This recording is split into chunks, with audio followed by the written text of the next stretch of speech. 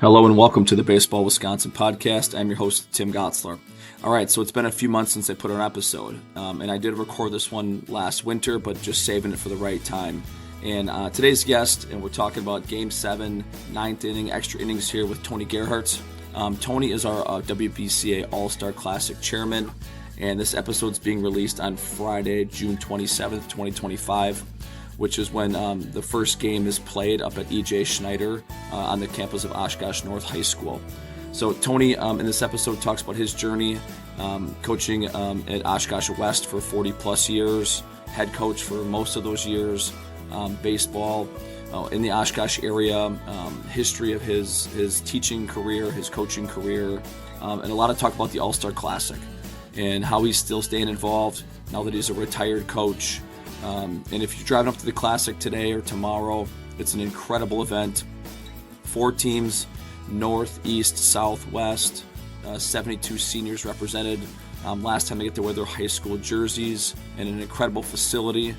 And if you get an opportunity to go up there and watch just some of the best baseball you're going to find. So before turn it over to Tony, just want to say thank you for all you listeners for taking the time. I know it's been a gap since episodes here, but this is a good way to put a bow on the 2025 season. So without further ado, chairman of the All-Star Classic and retired baseball coach at Oshkosh West, Tony Gerharz.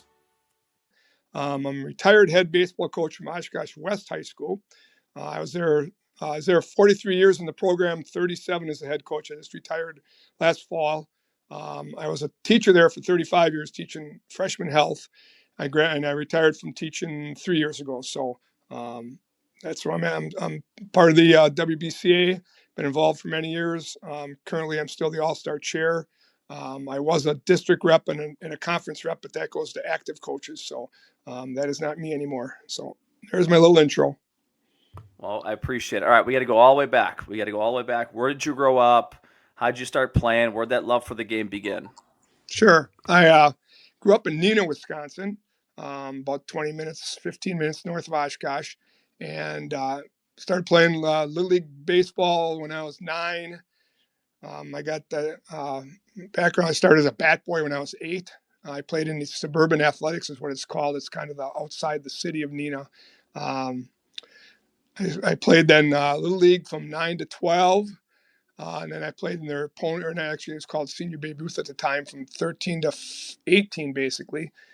So that's where I got involved. And a little later, we'll probably talk about how I got involved in coaching, but it was kind of through my Little League, one of my Little League coaches that got me involved in coaching. So I went to elementary and middle school in Neenah at a Catholic school called St. Gabriel's.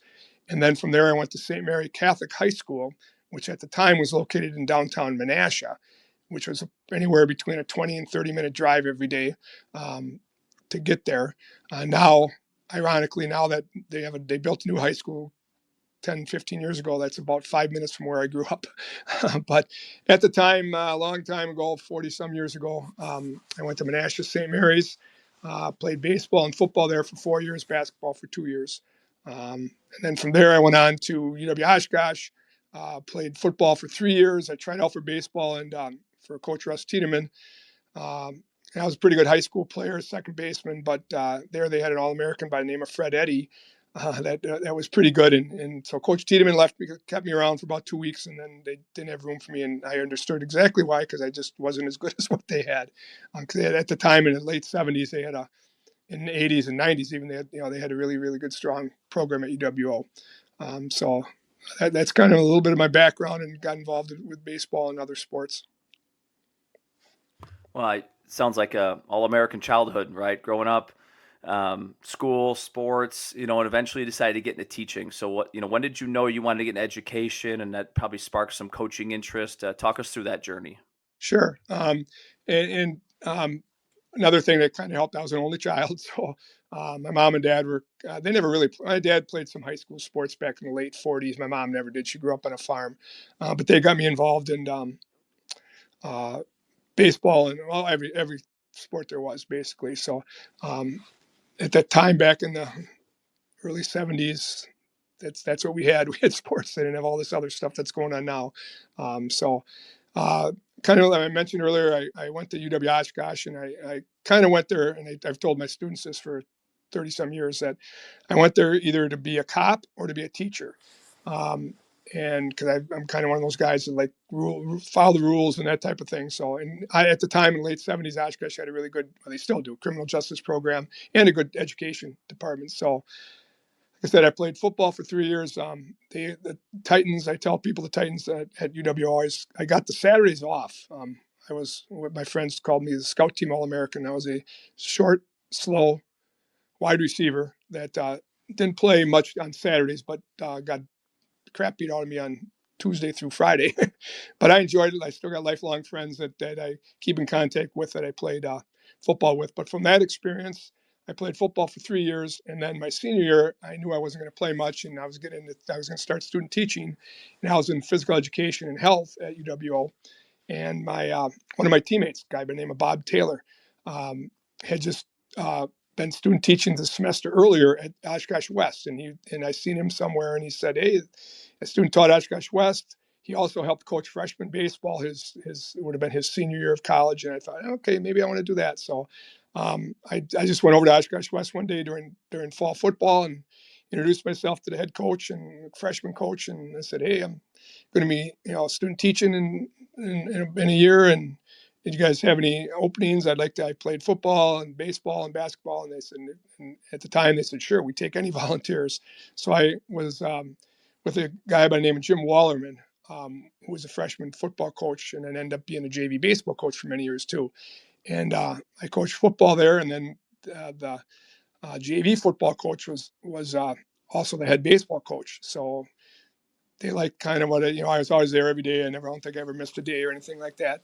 I never went into the coach's office for like the first, I didn't even know there was a coach's office at Oshkosh West.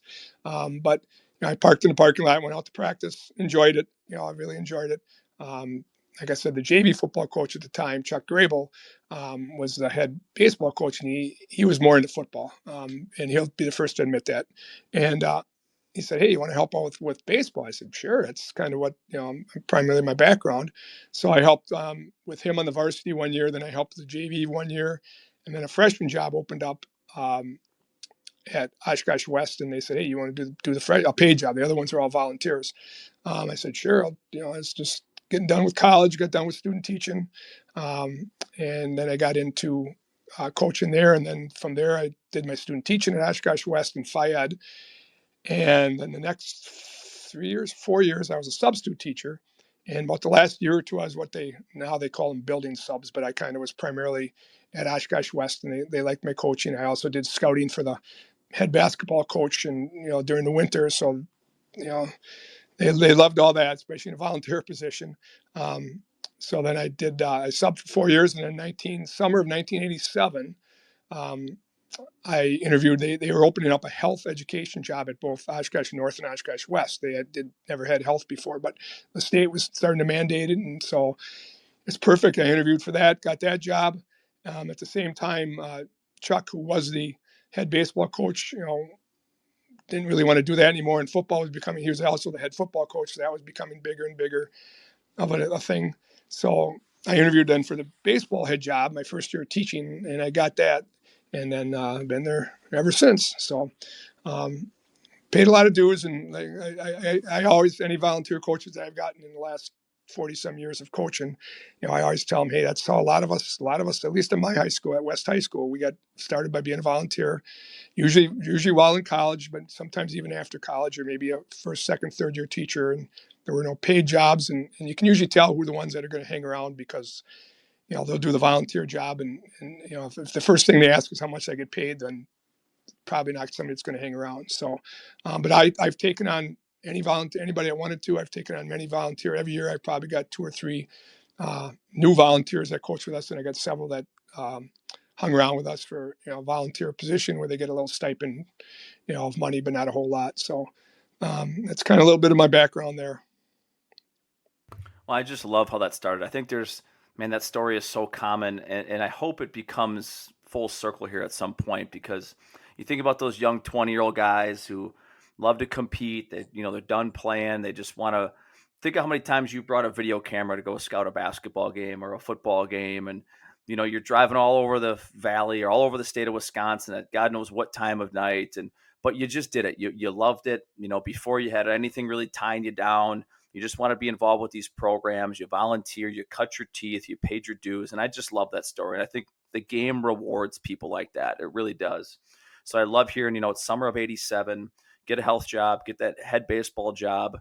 Obviously going to be, spring of 88 is your first season. So maybe go back to that first season. Like, what type of coach were you? How did you evolve over time? A lot of changes obviously happened in your personal life as you were the head coach, but like, go back to those early days. What did it look like? Sure. And I forgot to mention earlier, the week that I got the teaching job, and then a little bit later, a couple weeks later, got the baseball job, was when I met my wonderful wife of 30. Oh, she's downstairs. 34 years. 80, yeah, it'll be 35 this summer. I met her actually that week at the head basketball coach's house at a summer get together. I was playing fast pitch softball with them at the time. And that's how I met my wife. And so we dated for first couple of years, and she came out to all of my games and all that type of stuff, which is, and that's something I might get to later, but we all know that, having a supportive spouse is very important, especially to try to have some longevity in coaching. And the kids, and I have 3 adult daughters now, but they were all very supportive. So that all led to me be able to do what I did. Because I was gone quite a bit, and my wife was wonderful,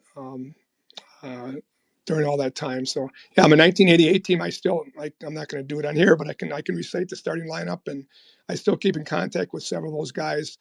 They'll contact me maybe 2-3 times a year. Hey, coach, we're going to be over here. We're going to be over there. Come on over. Da da da. One of my players that had a hard time in high school, and then his dad died during senior year, and he had a whole bunch of stuff going on, and he still contacts me and invites me to his wedding, and that's kind of neat. I see several of them still around town, and they last couple of years they tried to get together 4 or 5 of them to come out to a game, because they knew I was getting close to retirement type thing. So that's always kind of neat. And we had a real successful team that year. And the head coach left me a really good team, which always helps. And I still remember I just reminisced about this 2 weekends ago at the state baseball clinic that I was a young little young coach coming out of college and so on, and just started my head coaching job. And in the sectional, we were at Goodland Field, and we were playing our first game against Seymour. And do you remember, Tim, who the coach at that time at Seymour was? Bald guy, that's our treasurer. Oh, really? Okay. That was Willie. Tom Wilson. Okay. Tom Wilson coached, and I usually room with Willie at different All-Star game events and different WBCA type things. So yeah, he was the coach there, and then we beat them in the first game. He had a really stud pitcher, but after that he said he didn't have much else. So we beat them, and then we get in a championship game, and we get crushed by a Appleton West team, which was coached by Bruce Erickson, who's one of my mentors, and I met Bruce back in college, actually. And they had Appleton West was just, they're in the late 80s and 90s, and they were a dominant team and not only the FVA but in the state too. So, but yeah, that 88 team was a special team. And success also, we're pretty good. Success also helped, but it's cool to, the relationships with coaching, to be able to still see those guys, and they stay in contact with me after they heard about me retiring back in last November from coaching. I got several emails and text messages and that type of thing. So that's always pretty cool. Yeah, well, I mean, throughout the years, you've done so much in the game, not only in your community, but throughout the state of Wisconsin. It's taken you some incredible places and met some incredible people. When you think about like your personal life, you mentioned, you got married, had 3 children, you married a teacher, you live that teacher coach life where there's moments where it's a sprint, then there's some downtime, and then there's, always something to do. But, talk about how did you balance all of that? I think that's something coaches are struggling with, right? Coaches that are having more on their plate and trying to manage it all, and they have a young family at home and a spouse. Like, how, give us some advice from that perspective. Sure. And, this was the time when there wasn't all the technology and the social media and all that type of stuff. So nowadays it's got to be tough for these people. But I mean, there's people. For all those years also, I coached a semi-pro baseball team, an adult team called the Oshkosh Giants, I took over actually for Tom Lecter. Tom did it for a couple years in the mid 80s, and then I took over my first year at Oshkosh West was my last year coaching the Giants because that just got to be too much in summer. But trying to recruit players, and we had a really good relationship with UW Oshkosh for many years. But I'm doing that, and basically I had a week off between the end of the summer season, and the Giants we typically always went to state summer tournaments, adult tournaments, and then we go on to a couple years. I know we went on to the regional in Eau Claire, and usually about when the Giants just got done with baseball, that's about the second week in August, and football starts up. So I would maybe be lucky to have 4 or 5 days off at the end of July, early August, to not to have any sports going on. But that kept us going. My kids were born in 92, 94, 97. And at that time, I wasn't coaching the summer team anymore, but I was the president and general manager of the summer team. So, which means I'm the head ball shaker. A lot of times I'm taking care of the scorebook, doing the stats, getting the stuff to the newspaper. And a lot of coaches, go through that, and that's just part of what we do. And I was fortunate when my kids were little. My dad was deceased back in the late 80s. So my mom lived real close to Oshkosh, and she actually ended up moving in with us. So when my kids were little, I was very fortunate that she was there to help with my wife, with the kids, and when Dad was gone a lot and that type of thing. So it's tough. I have supportive family is really important. Are there things you did strategically to try to ingrain your family into your program? I mean, it just sounds like you were always doing something to serve baseball in your community. Like, how did you strategically get your own family involved to make sure it wasn't something that always was pulling Dad away? I think that's something coaches always talk about, is like they don't want the game to be the reason why Dad's gone, and that becomes a point of contention. So did you do anything to bring them part of the program, make the girls feel part of the program? Oh, sure. We still got pictures, the old Polaroid pictures of my kids were little, riding the infield tractor, and coming over and help Dad with the field. And like I said, my wife, I think our first technical date was at the Oshkosh Giants game. After I met her, I said, "Well, yeah, I coach this team of college guys, and come on over." So she came over to AJ Schneider Field, and my mom would always be there watching the games too. So I'm coaching third base, and then in between trying to introduce my mom to my wife Gail, and they struck it off really good, which is really good. My kids, they'd come out to games. And my mom or my wife would bring them out when they were little, and they'd have some pictures in a stroller and that type of thing. They played sports in middle school, and they grew up playing. I think one or two of my daughters played summer baseball, little league baseball, basically in Oshkosh. And one year, my middle daughter was on the boys' team with one of her friends, and the rest were boys. And that was neat because I could try to get to their games. And then she ended up being a pretty good softball player in high school. But yeah, and that's just kind of coaching. That's just what we did. Our summer vacations in the Gerharz family was usually about 3 days in Chicago.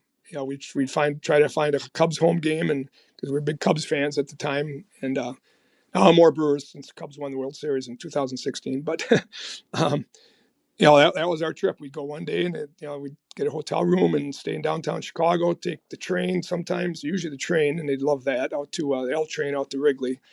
One day was a Cubs game, and the next day was shopping on Michigan Avenue, which I sat outside the stores and waited for him, but I hope they didn't spend too much money. But that's kind of what we did. We were sports fans. I'm a Packers season ticket holder, so my parents were actual original ticket holders at Lambeau Field. So the same 2 seats that my mom and dad had is what I have now. And and every fall, when the kids were big enough to go to a Packer game, they each got to pick a game to go with Dad. And if Dad had a baseball obligation on a fall weekend, like a WBCA meeting, then Mom usually would take one of them, type thing. So it's just that sports was on TV all the time, and I was fortunate again, like that my wife was all supportive, and I know that's a key thing, and the kids enjoyed it. They all, like I said, played sports in high school. They didn't play after high school, but that's important. Well, appreciate you doing that. But you talked about the WBCA, and how did you get involved? Like, what are the early days? How has your involvement grown? You've won what seems like every award under the sun, and rightfully so. But like, talk about the early days and how's that evolved over time? Sure. Actually, I was at the WBCA clinic a couple weeks ago on a Friday night, the social night, actually, I think it was. Yeah, the social at the clinic. And I sat down with Tommy O'Connell.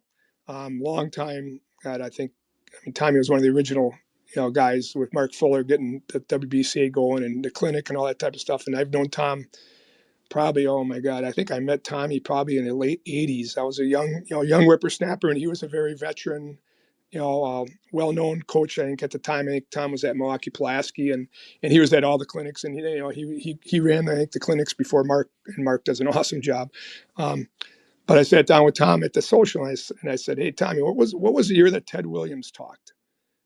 I go, I remember it was at the Mark Plaza, which is now the Hilton in downtown Milwaukee, and I was, I think, a college senior at the time, and one of my roommates lived in Mequon, so I remember going down, and I didn't know anything about staying in a hotel and all that type of stuff. And my head coach just gave me the flyer from the WBCA because he never went to baseball clinics. He was more into the football stuff. And so I went down and said, Ted Williams, and Tom goes, I think it was 1981. And I tried to look at my note. I have some notes. I keep all that kind of stuff in the basement. And I think it was 1981 or 82 that Ted Williams, I still remember Ted Williams. He was in the upper room at the Mark Plaza, which is now the Hilton. And they had the beams in the room that he spoke, but it was like just, seeing Ted Williams speak was amazing. So I don't think I've missed a clinic since then. All the state clinics. I remember 1982. I'm looking at the Hall of Fame banquet, little booklet that we get that Ron Kading puts together every year. And I remember 82. I sat at a table with Ron Waholski, who was going to the Hall of Fame from Ripon High School. And only reason I knew Ron is because at that time back in those years teaching, you had to go to different seminars and that type of stuff. And I met him there.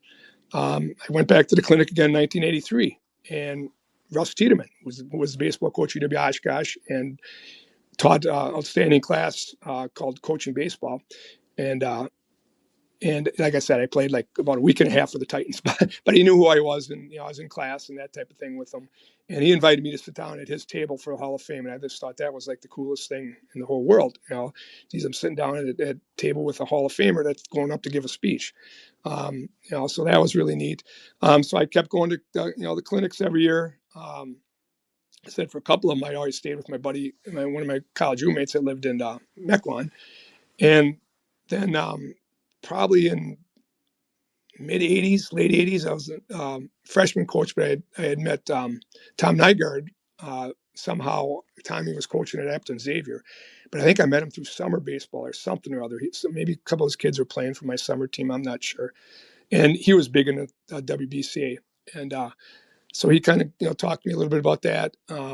Like I mentioned earlier, I met Bruce Erickson in college. Bruce and his wife actually ran a bar at UWO, right outside UWO, that a lot of college students went to. And one of my other college roommates was a bartender there. And I didn't know at the time, this was probably 1980.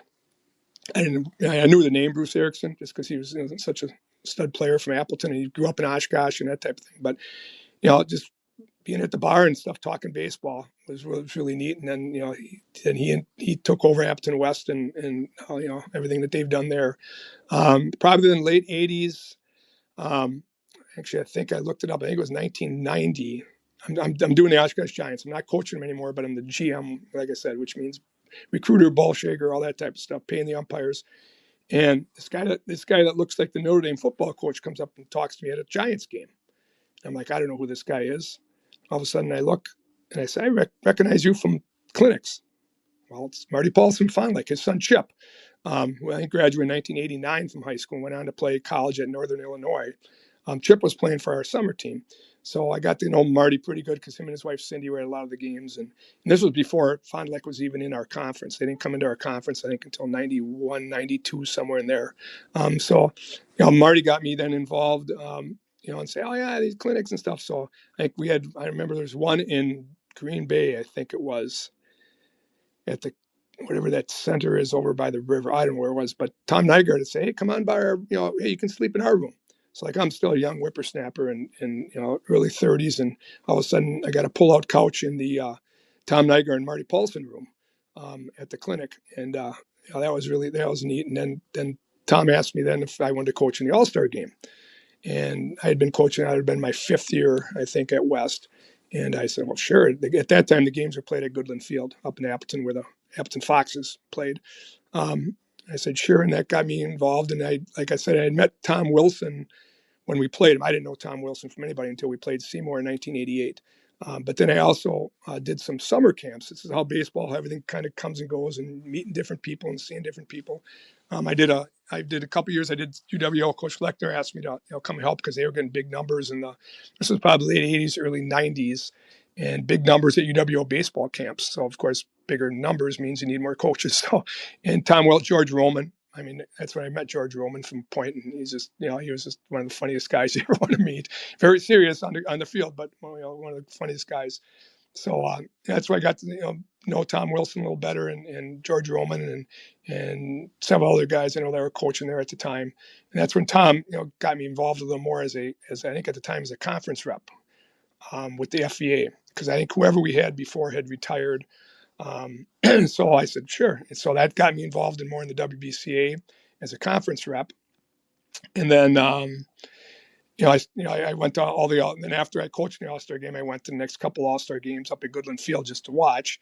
And then I think it was 95, 96 is when the Fox City Stadium was being built. So they knocked down Goodland Field. So where we used to have the All-Star game up in Appleton for many years, they knocked down Goodland Field and built the Fox City Stadium. So that year that there was no place to play, is they contacted me and said, hey, E.J. Schneider Field in Oshkosh, at Oshkosh North High School, is a really nice facility. It's fenced in and all that kind of stuff, and nice facility, and still central Wisconsin, kind of, 20 minutes from Appleton. So I was on the Snitz Club at the time, since being the head baseball coach. And Snitz Club is a group of guys that run the concession stand and do a bunch of stuff on the field and everything in Oshkosh. And I asked them, hey, so you guys want to take a chance at doing this All-Star game? And they said, sure. And I think that was 95 or 96. And we've been doing it. And that got me much more, involved in WBCA, obviously. And then Tom Nygaard, who was the All-Star chairman, was done with coaching back in, I think it was early 2000, maybe 2002, 2003. And Tommy went into administration. I think he was at Fond du Lac. There's a couple of different schools. And since he wasn't coaching anymore, and he was getting administration, they needed somebody to take over the All-Star game. And I had been dragging the field and doing all that kind of stuff. And I said, and they wanted to try to keep it at EJ because it's a nice location, good facility, and so on. So then that's when, they said, hey, would you like to, take over as chairman of the All-Star game? I said, sure. But I mean, Tom Nygaard had it so well organized and so on. I just kind of followed. I did some changes and such, but kind of followed his group. And that's one of the big things with the WBCA is that we have a consistent group of guys. Yeah, we're all getting older. We have several now retired coaches that are still doing board jobs. You cannot be an elected, like a president, vice president, second vice president. Those you have to be active head coaches. But like we got guys like Ron Kading, who does the awards, Marty Paulson, who's our secretary, Tom Wilson, who our treasurer, Mark Fuller, does everything. Runs the Hall of Fame, runs the clinic type thing. Joe Waite now is retired, who does our yearbook and does All-Star book and a website, and it's just so consistent and that's why everything seems to run. Excuse me. Everything seems to run so smoothly, not only during the state clinic but during the All-Star game, and that's a key thing. I hope so. That got me all involved in WBCA, and I just enjoy being around those guys. And I've been to several national conventions, which are always really neat, to do. So, and I got involved in ABCA, which is a national, excuse me, the national group. I probably started going to national clinics maybe early 2000s. We didn't go to all of them, but that got to know the group of guys and that type of thing. So that's always neat. It's WBCA. We typically have, we see each other at the All-Star game in summer for 3 days, golf outing on a Thursday, games on Friday, games on Saturday. Then we see each other again for 2 or 3 days in fall. Usually it's October, early November, where we have an executive board meeting, typically down in Madison, and we try to hook it up with a Badger football game. And sometimes that works, sometimes it doesn't. And we get to go down on Friday and see all the guys Friday, Saturday, and then we have a meeting Sunday morning, that type of thing. And then obviously the state clinic, we get to see everybody. And then, still running into people, at Brewer games or whatever. It's always kind of neat. So that's kind of cool to do. But like I said, great organization. People just probably don't realize how much WBCA does and how organized. I mean, that yearbook that Joe Waite puts together is got to be the best in the nation. And now he's over 300 some pages and pictures and colored and all that type of thing. He has some good help from a couple good people, but that and our clinic is over 500. Our membership is like almost 700, but our clinic was like over 500 coaches on a crappy Friday weather day. And that that's pretty neat. We wish we would have more would come to me, but we love to see them all down there. If it'd be great to have more come to the speakers, and especially the Saturday Hall of Fame luncheon. But this year it was crappy weather, and one of the things we ran into, the Badger basketball played at noon, so we had a great turnout of Hall of Famers at the luncheon, but not a lot of coaches. Typically older coaches, younger guys, probably want to get home, get back, or go watch Badger games somewhere. So, but again, like I said, when I talk to other groups in other states about their coaching association, I think we got probably one of them, if not the best, one of the best in the nation. Yeah, appreciate that. Just want to dig back into your coaching career a little bit before we go back to the association. If it's early 80s, listen to Ted Williams. If it's Russ Tiedemann, I mean, the amount of people I've talked to that went through that Russ Tiedemann baseball class at Oshkosh that are now coaching or were coaching for a long time just blows my mind. There's like a couple people in the state. It's like there's guys that were at Oshkosh at a certain time that all seem to be involved in the game. That's just amazing. But if it's those guys or coaches you've been around for all these years, you've been around some of the best coaches. What were you picking up from them? Obviously, as you run your own program for such a long time at such a high level, Hall of Fame career, but you were probably always picking something up. So as you look back, like what were some of the things you learned along the way that you picked up from other coaches? Oh, sure. I mean, God, I like I said, I keep a lot of my stuff. I have a file cabinet kind of thing, or down in my basement with notes that's still from my first clinics. I was one of those guys that always took a lot of notes. I haven't lately, just because I've been running around doing other stuff at the clinics. The notes you get and the different experiences, one of the best things, learning as a coach is not just all the X's and O's, which are great. And baseball people are great about sharing stuff. I mean, like I said, I coached football for 35 years and they're pretty good too. And the football coaches do a really good clinic. Usually I think it's in the end of March. But baseball coaches it seems like they just get along the best. Picking different things. One of the things I wrote down in my little notes was, early in your career as a young coach, and I think we've probably all done this, is you take your losses personally. You take your wins personally too, but you take your losses like, oh, it's my fault, and nobody wants to talk to me. I don't want to go out and have a burger or drink after a game because a parent might be in there, and that's you got to get off that taking losses personally.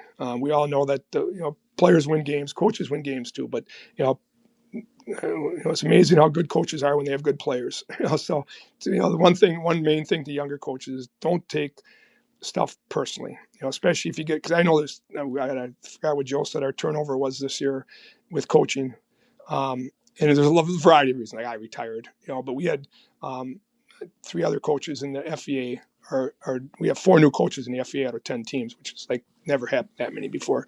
But there's a lot of other factors. But again, when the 2 or 3 parents complain, remember there's 15 or 18 or at least on your varsity team that the silent majority are supportive, and you don't let the 2 or 3 ones ruin your coaching, and get you out of coaching, because there's too many, especially younger ones, that officials, umpires, same type of thing. I mean, when you look at the number of older umpires and officials there are in sports, they're getting older, and we need to get younger people in. But younger people are, sometimes I don't blame when you're at a 5th grade t-ball game or whatever it is, or basketball game, and you're getting yelled at, and for $20 or whatever they pay you, that's tough. But stick with it. You're out for the kids. The majority of you're going to get a couple people complain. And one of the things I've always said, and I've said this at parent meetings, we have parent meetings, which I'm sure every school does. In the beginning of the year, start of the year, talk about your philosophy and all that type of thing. And I always say, for my many, many years of coaching, the players know why they're not playing, why somebody's playing ahead of them. Because they're there every day at practice. They see it. Parents don't always see that. I always tell the parents, I said, ask your son why he's not playing. right? And usually the kids are at least, with the coach, I tell the kid, hey, if you got a question, why I'm not playing, come ask the coach, come ask me. I'll tell you. You're just not as good as the other kid. We'll try to get you in there. And there's many examples. I'm sure all of us coaches have that, where you gave a kid a chance. They got 2 hits. They made a nice play. And, hey, you know what? The next game, they're there again. They're in the game again, type thing. So, it's tough, with baseball especially, because, 300 hitter, we all heard, you're out 7 times, so, be honest, be fair, try not to, when I was younger, I'll admit now, I probably humiliated kids when I shouldn't have in front of teams. And I know now you just don't do that. Pull them aside, talk to them quietly, don't do it in front of the team. And we all had our motivations to why we might yell at a kid in front of the team, maybe to motivate other kids on the team type thing, or teach the whole team a lesson. But I know times have changed. With all the stuff kids are seeing now on the internet, and kids are seeing with academies and travel ball and all that type of thing. And sometimes how they're told how great they are in travel ball. And we've all, as veteran coaches, I've heard this for many years, that, they're great in travel ball when they have 10, 11 kids on the team, and mommy and daddy are paying a lot of money, is a little different than being on the high school team, so nothing wrong with that type of thing. But I can, the last probably 10, 15 years, I can see where, kids are told by several different, or they have their own personal hitting coach, their own personal pitching coach. And some even have those during your high school season, which if it's okay with the head coach, that's fine. But, those are things that head coach, because all of a sudden you get one coach telling you one thing, one coach telling you another thing, and then they get confused. So that's always a tough part too. Yeah, I'm glad you kind of walked into that. One of the things I want to ask you is, like, again, the fire burns so long. You're a guy known for your energy and your mentorship, and you've just been around doing it for so long at such a high level. Like, but the game has changed, the kids have changed, the environment out in the game has changed a little bit. How it's how it's taught, how it's played a little bit. I mean, there's obviously still the fundamentals that are the same, but you talked about academies, you talked about maybe parent involvement. Are there anything else you can think of that? The landscape of high school baseball has changed, in your tenure? Oh, sure. Well, the positive things, the facilities are much better. When I started coaching in 1981, and we were playing on a gravel infield, basically at Oshkosh West, and in other schools in the conference, snow fences and all that stuff. And now, obviously, many years later, in technology and maintenance and everything else, but facilities, haven't. I mean, in their FVA and the Fox Valley Association, we have some outstanding places to play, which is great. Our kids are a little spoiled because they do get to play on good. We played some non-conference games on some not too good facilities, but we're a Division I league, and so you expect if you're in a Division I high school, you should have Division I facilities. And one of the many things I learned from coaches before me, and probably most from Tom Lechner. When he was at UWO and we were doing the Oshkosh Giants in summer together and stuff, is how, we didn't need the city to do the field. We didn't need to, I'm sure a lot of schools do this, but our kids learn to do field maintenance their freshman year, and by the time they get to varsity, I actually give them assignments and take 5-10 minutes after a game and after practice. They all have an assignment to do. So it's not like, hey, somebody go grab a rake and do third base. They all have a job to do. Pitchers that go in with our pitching coach and maybe do some icing or some riding a bike. We always have backups to take whatever their job is, usually something with the mound. But one of the positives that facilities got better. Some of the other things, I think, I don't know. For many years we've always had the problem with specializing. And every school, I'm sure, has baseball coaches have lost some what could be pretty good baseball players that specialized in primarily probably football and basketball, because that's the big three.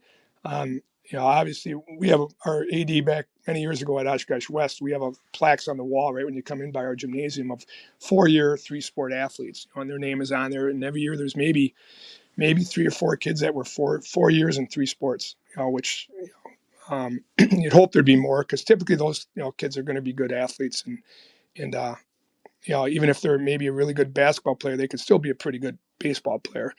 Problem is summer, Summer is one of the problems and every coach has this, and probably every sport, how to do the summer. Where do you spend your time? Is it at football? Is it at camps? Is it at passing leagues? Is it at contact days? And then you got baseball. Do you do academy? Do you do Legion? Do you do this?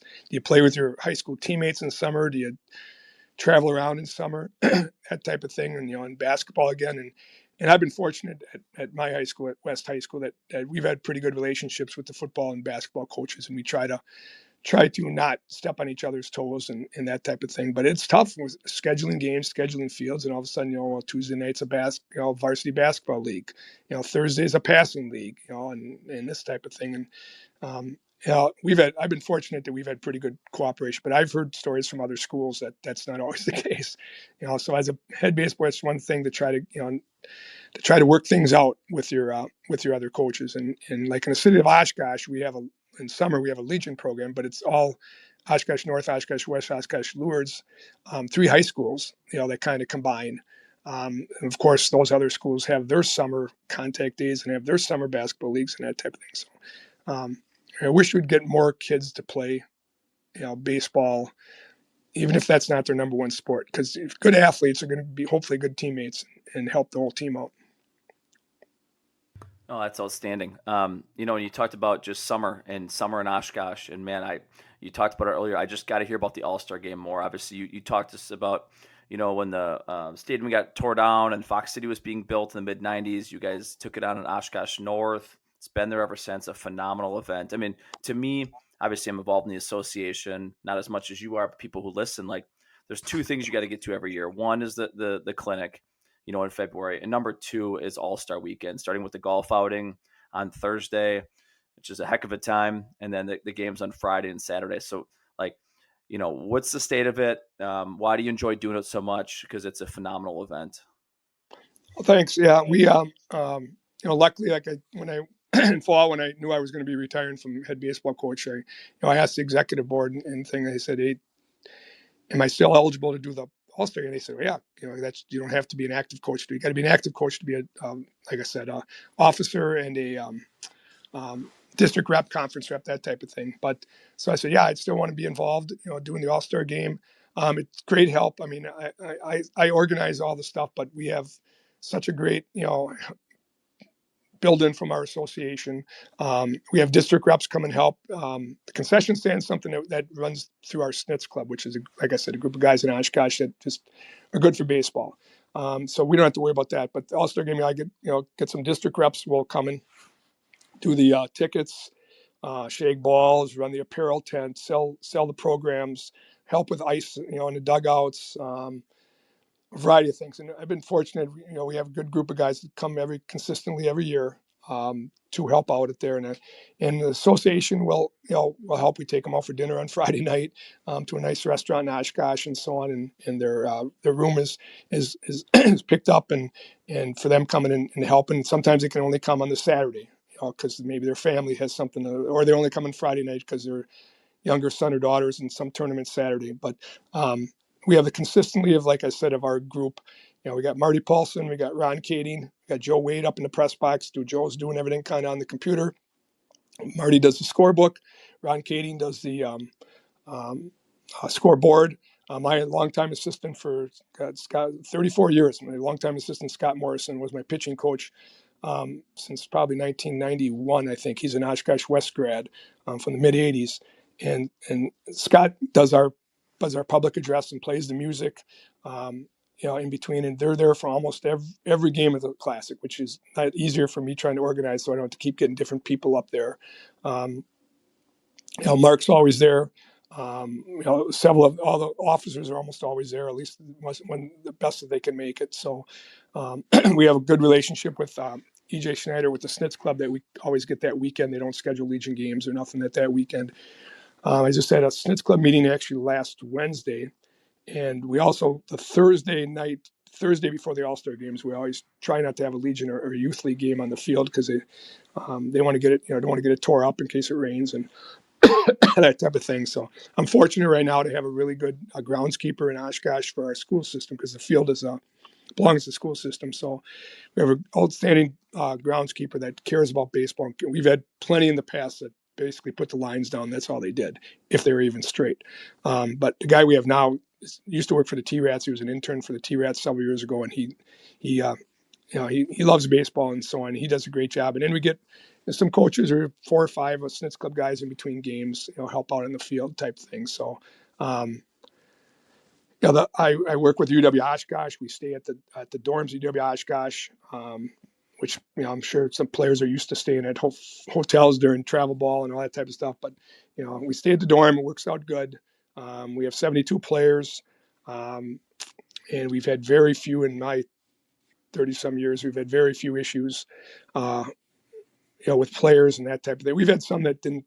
That we've had very few. We had one last year that didn't show up, but that's very, very, very seldom. Our WBCA coaches do a good job of nominating our chairs, which is Mark Fuller has the West team, Ron Kading has the South team, Chad Montez has the East team, which is the Milwaukee kind of area, and Eric Beard from Wrightstown has the North team.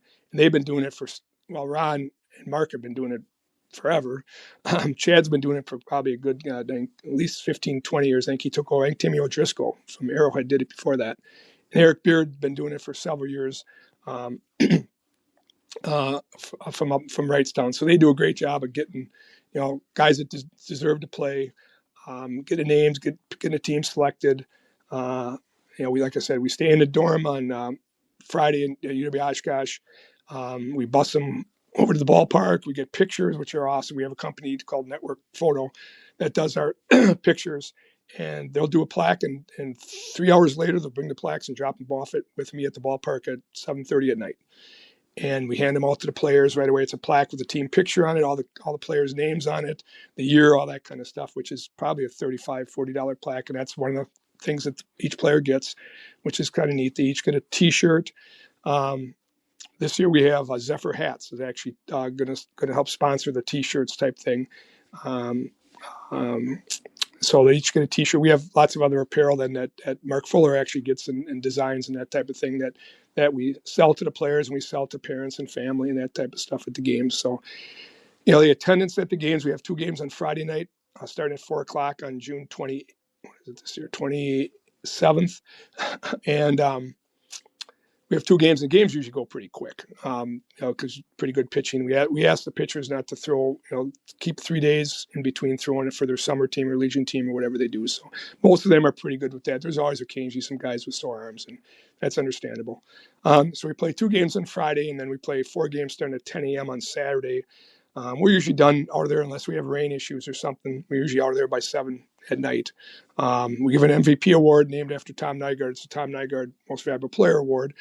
And Tom was one of the originators, along with Mark Fuller and Tom Konowalski, and I forgot who the 4th guy was, back in '84, I think it was, that they started this All-Star game. So it's a really good weekend. We start golfing on Thursday. Usually it's 11 a.m. from Winnegamie Golf Course, which is right outside of Appleton. We've been going there for 40 years probably. They give us a good deal, and $60 for 18 holes, a cart, couple drink tickets, food at the turn, burgers, brats, that chicken sandwich, that type of thing. For $60, that's pretty good. You can't, beat that anywhere. It's a nice golf course. It's not a country club or nothing like that, but it's a nice golf course. They work with us pretty well. This year, normally we have 11 a.m. shotgun, but this year, because they have a morning league, the guy asked if we could move it back to like 11:30, and we said that's fine with us. We just need to be done. Usually we're done by 4:00. And then the coaches go to Oshkosh, and we check into the hotel on the river in Oshkosh, a nice hotel, the Marriott down there. And then we have a coaches meeting on Thursday night. And then the coaches meet with the chairs of each group, like with Mark Fuller, with Chad Montez, whoever. And they go over their rosters, because a lot of times the coaches don't know too many of these players. And they go over the rosters, and then we sit down, we buy them dinner, we buy them some beverages.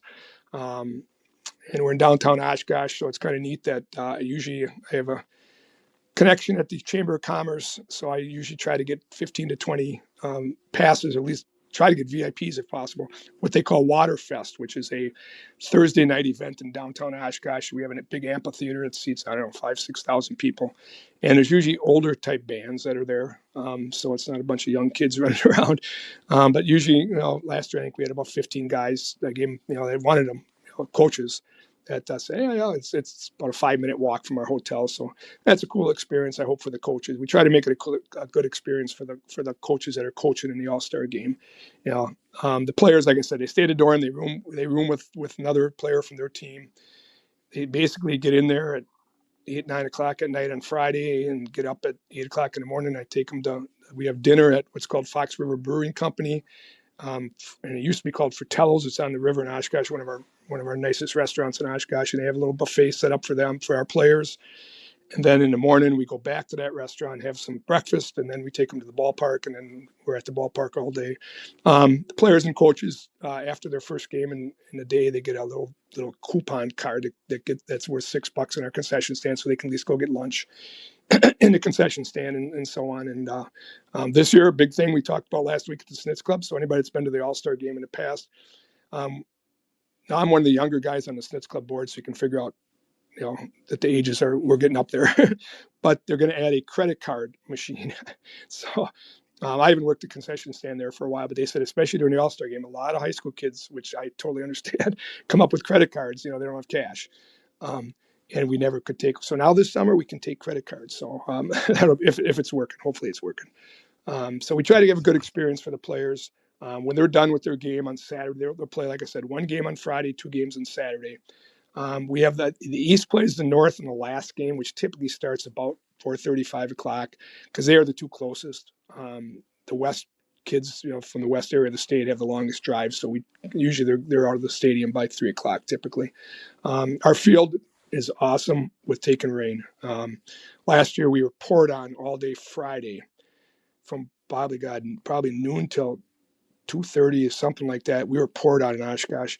So I'm scrambling around. I've done this gig for a long time. And guys like Mark and Marty and Ronnie and Joe and those guys have been around a long time. Like, we've only had one day in the last probably 35 years where the Classic was rained out. And that was early 2000s, where it just poured all day Saturday, and we don't reschedule or nothing like that. So, but we were poured on last year, and so I'm scrambling out. There's a big bubble next to our dorm in Oshkosh that UWO has for indoor football, rec department, whatever.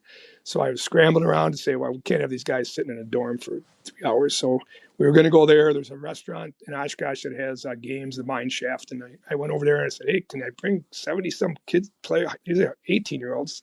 Can I bring them in to play games? We'll give them a voucher or whatever. And that was a little stressful. But the sun came out. I think the game was maybe delayed half an hour. Our field, like I said, drains awesome. Our groundskeepers did a great job. We shortened the games up, if I remember right, to like 6 innings on Friday because we didn't want to go late into the night type thing. So, but other than that, everything runs pretty good. We've had one year with like tornado warnings, so luckily we can get in the Oshkosh North Field House, which is right next to this, not right next to, maybe a quarter mile from the field. So we've had things set up in the past. That we don't move the games, and we tell the players right away. I said that we're playing Friday, playing 2 games Friday, 4 Saturday. We're not moving into Sunday because they have their senior graduation parties, they got their Legion stuff, they got whatever. But it seemed to work out good, and I think most of players all have pretty good experiences. We split the time with the players. The coaches we ask them, each kid at least starts 1 game, but try to split them up 4 innings here, 3 innings there, vice versa.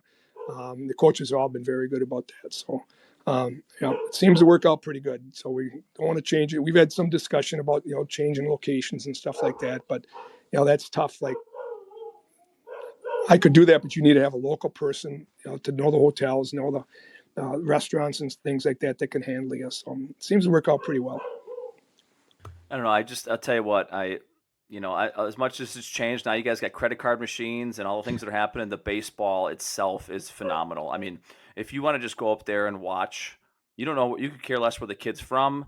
Obviously, you might have a rooting interest. You may have heard of a kid's name, but just to watch those kids go about their business, and it's competitive, but it's not, it's not a conference rival. It's not a postseason. Like, the state tournament ends a couple weeks prior to that. That's obviously an incredible moment for anyone who gets to step foot in Appleton and maybe hoist a gold ball or a silver ball. And a couple weeks later, you have kids coming from maybe the same conference, the same area, coming together. I don't know. I tell you what, Tony, when they're staying in the dorms, it's like something special happens there. It really does. And I was fortunate enough to be up there in 2021, as one of the coaches. And I'll go back every year, obviously, as a district rep, and I'll do water, I'll do tickets. But just to be around those men, because that's what they're 18 years old. They're just, a month or so from going to college, a lot of them, whatever life takes them next. It's so fun to watch them for a weekend just gel in the bond. But man, the baseball itself is just incredible, just incredible. So thank you for all that, to your team, to everyone who's involved, because it's one of the best events that in the state of Wisconsin year after year. I know one of the things that I really enjoy, and I think a lot of the other guys do too, is when we get the players they're in uniform. Like I said, we take pictures out in center field. Then we get all the players and coaches together in center field, and I introduce myself and say a little bit about, don't make sure you turn your key into the dorm key and all that, because I got to chase kids down with that. I do the basic, whatever you call that, basic stuff, and then I turn over to Mark Fuller, and Mark just he does a history type thing, and you can see these kids kind of not their jaws drop, because most of these kids have all been around, played a lot of baseball, and been on really good high school teams, but also traveled around, and not all of them, but many of them are playing college ball. But when Mark goes into the history of guys, lately Dalton Marshall, I looked in my files a couple years ago, and I'm like, when Dalton made it to the big leagues, I knew his dad Gary a little bit from college, and I'm looking, and I find his acceptance form that the players have to fill out, and then they give it to Joe Waite, and then Joe usually puts it in a folder for me. I've never really had to go back and go into them, but I'm like, so I started looking through it. I said, here's Dalton Volsher, big leaguer, that played in our All-Star game. You got, all other, guys that got up to pro ball, got up to big league ball, that played, and it's just pretty cool how that works. We have a new thing this year, and it's for 1 year. This is our 41st All-Star game, I think it is. No, yeah, I think so. And we talked about for the last 2 years of, hey, let's try to get some retired WBCA Hall of Fame coaches, if possible, that are retired to come back and coach in the game. And we thought about it for about a year or two, and we decided last fall, well, let's do it this year. So actually today I'm on text message train with Mark Fuller and Ron Kading and Eric Beard and Chad Montez, and I think Marty Paulson's on there.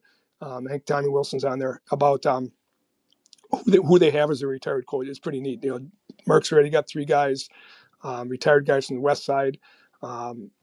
Ronnie's still looking for guys, the guys that he wanted to get are dead, he said, but so that won't work. Eric's working on a couple guys in the North. I think Chad has his 3 guys from the East team. I think Jack Freeze, if I remember right. Pat Hansen, I think, from the East area, and who was the third one? I can't remember. And then we're going to have 3 retired coaches, and then we're going to have an active coach. So, because in our discussions, because obviously Eric Beard would love to get Marty Paulson to coach, and Marty loves doing the scorebook, and he said, no, I'm good, I'll stay and do the scorebook. But we said, well, the retired coaches probably aren't going to want to sleep in a dorm bed, which we don't blame them. So we're going to work it out that the retired coaches can stay in a hotel with our executive board, basically. And then the one active coach gets to stay in the dorm. He gets his own room type thing, but be in the dorm. But we've had very few issues with players. We ask them to be in their beds by 11 o'clock. I'm sure that doesn't always happen, but UWO does a great job working with us with that. But that'll be kind of neat with retired guys coming out there. And we're assuming they're going to be in uniform. We're not going to make them be in uniform, obviously, but they get to be around and that type of thing. So that'll be and it's just this year. It's not going to be every year like that. That's really cool. And my last thing about the Classic, I think one of the things that stands out to me the most about it's the last time those guys wore their high school jersey. Obviously you lose in the postseason. Only 4 teams go home with a state championship. Every time you got to rip that jersey off as a senior, it's one of the hardest things those guys have to do is wear it for the last time. But if you're going to the All-Star Classic, you get to wear it one more time, and you officially know this is the day. Take your last pictures, let the dust settle from the season. Compete, have some fun, and just kind of be a baseball dude. And it's just such a cool thing. Well, Tony, I And just it is peeped up. one quick thing on that, Tim. Yeah. I said another one of the things at the All-Star game is like after their last game and having parents coming out and taking pictures on the field.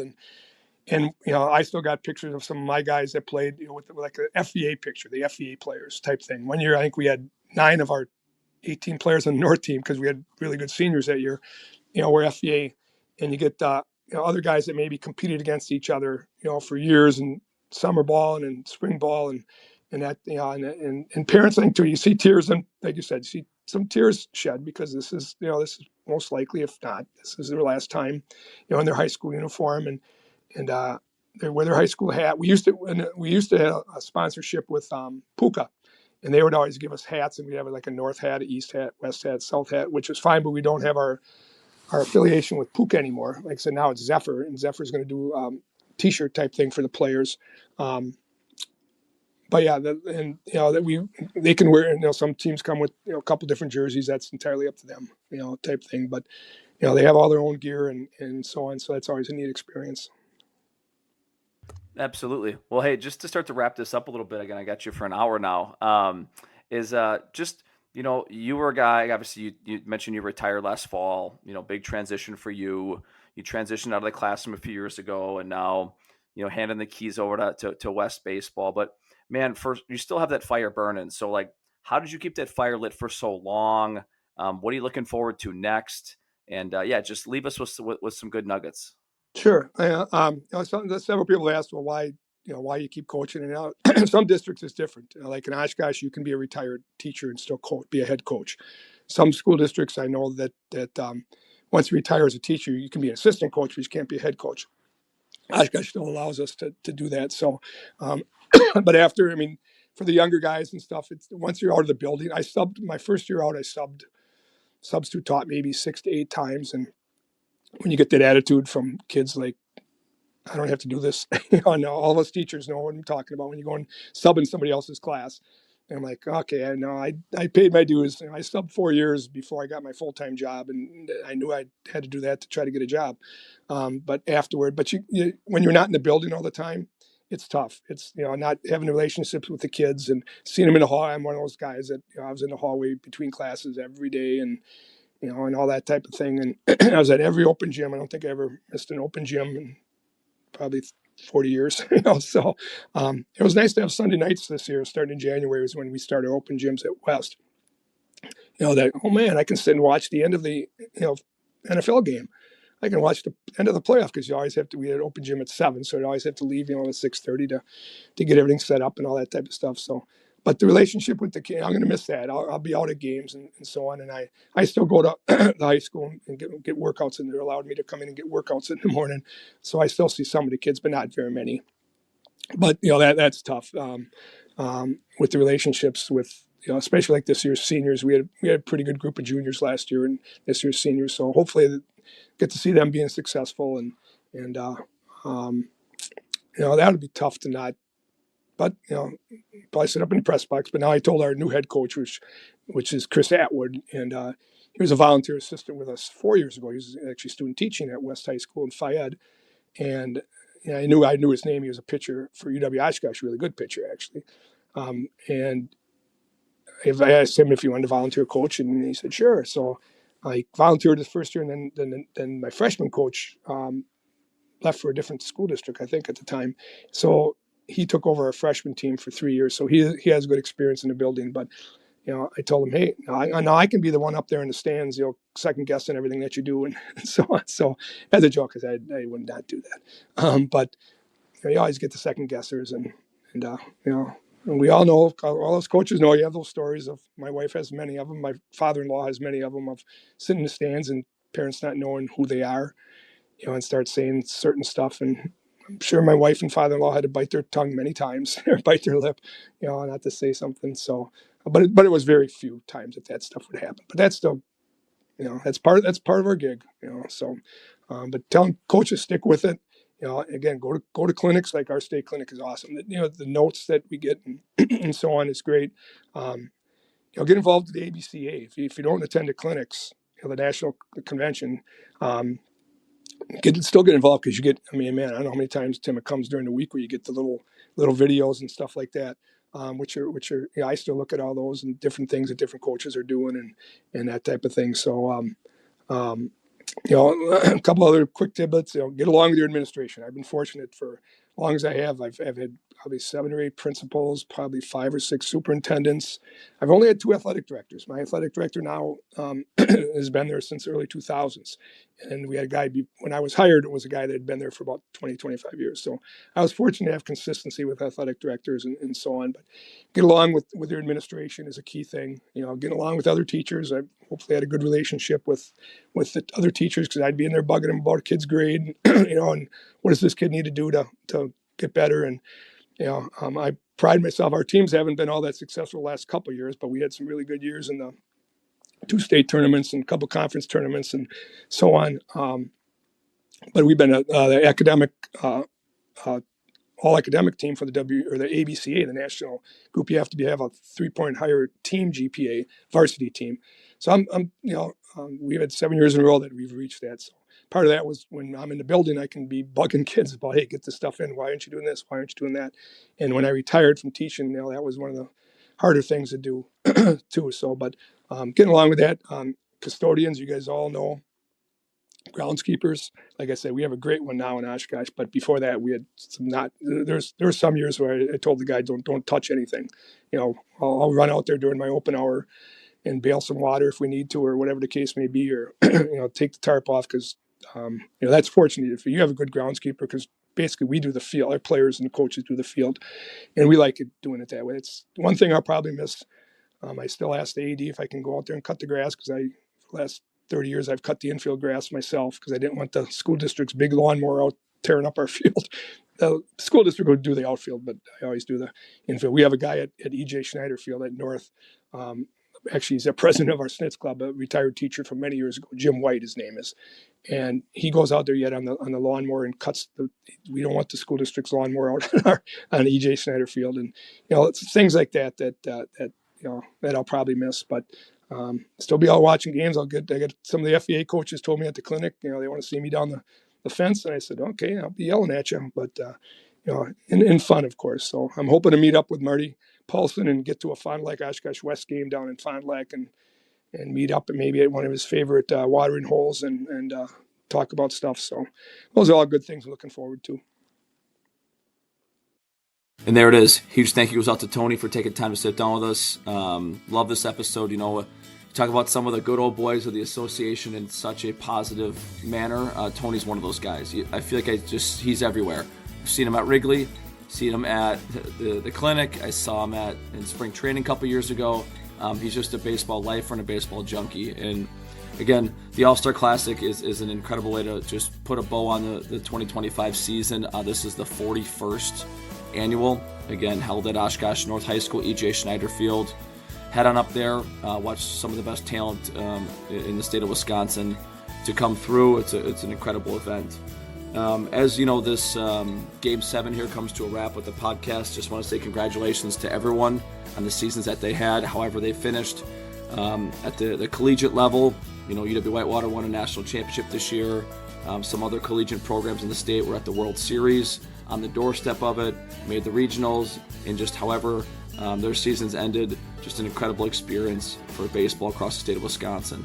At the high school level, congratulations to Muskego, New Berlin Eisenhower, Kenosha St. Joe's, and Johnson's Creek for their state championships up at Appleton. Another incredible year. We worked through some weather delays, but the staff did an incredible job once again making it happen, and we had 2 walk-off victories at Division I and Division II to cap off the 2025 state tournament series. So once again, thank you for tuning in to these episodes. Hopefully you get as much value as I do from them, and have a great rest of your day.